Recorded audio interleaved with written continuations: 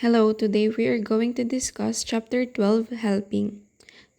First let's look at the reasons why do we help. So first is the social exchange theory.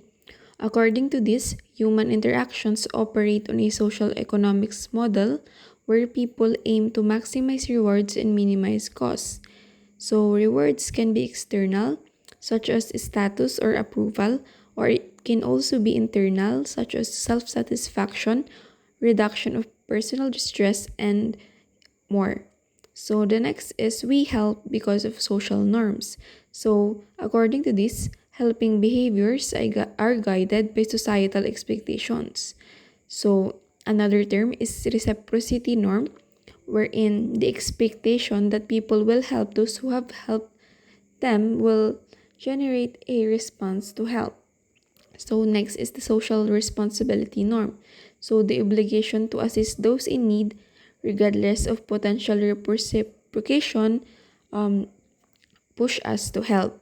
And then next reason to why we help is the evolutionary psychology. It entails that helping behaviors evolve to ensure gene survival. So we have different kinds of reasons why we help under the evolutionary psychology. First is the kin selection, wherein preference for helping relatives to protect shared genes surrounds this idea. Then we have reciprocity, helping others with the expectation of future help. Then we have group selection. It is the altruistic groups that has a survival advantage over non-cooperative groups. Then we have genuine altruism. It is helping driven by empathy rather than self-interest. Under this, we have the empathy. It is experiencing another's feelings and acting selflessly to alleviate their distress. Then next, we move on to when will we help? So under this, we have the number of bystanders. So the presence of more bystanders decreases the likelihood of individual to intervention, leading to the bystander effect. Then we also have the helping when someone else does. So observing others helping increases the likelihood of offering assistance. Then we have time pressures. People are less likely to help when under time constraints. Then lastly, we have the similarity. So people or individuals are more likely to help those who share similarities with them. Next, we move on to who will help. So, those who will help has personality traits. So, those individuals or those people are naturally more inclined to help, though situational factors often outweigh personality. Then we have gender.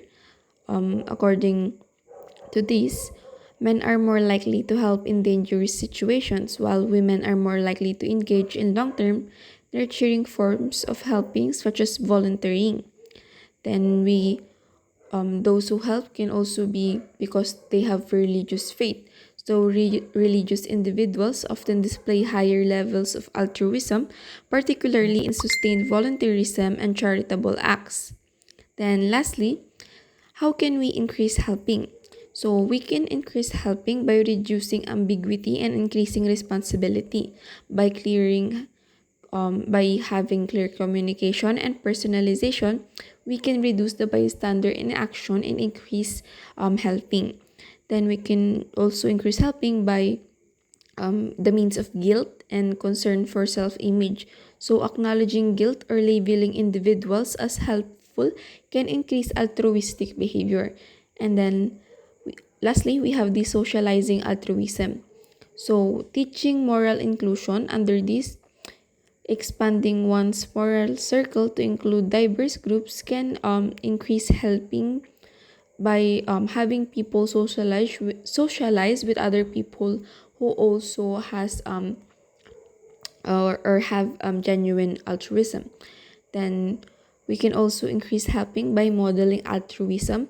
Both real life and media examples can inspire helping behavior. So when we see or when we observe others are helping, it can increase our tendency to help.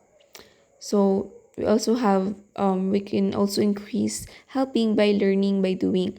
So performing small acts of kindness reinforces altruistic self-perception. And then we can also help increase helping by attributing behavior to altruistic motives, by encouraging internal motivation and avoiding the over justification effect. We can increase helping because under this, external rewards undermine intrinsic drive, but with we when we attribute behavior to altruistic motives, we can increase helping. And then lastly, we have learning about altruism. So education about altruism fosters awareness and responsiveness to others' need. So when we educate other people about helping, we can increase their awareness and responsiveness to help people when they observe other people who needs help. So that would be all. Thank you for listening.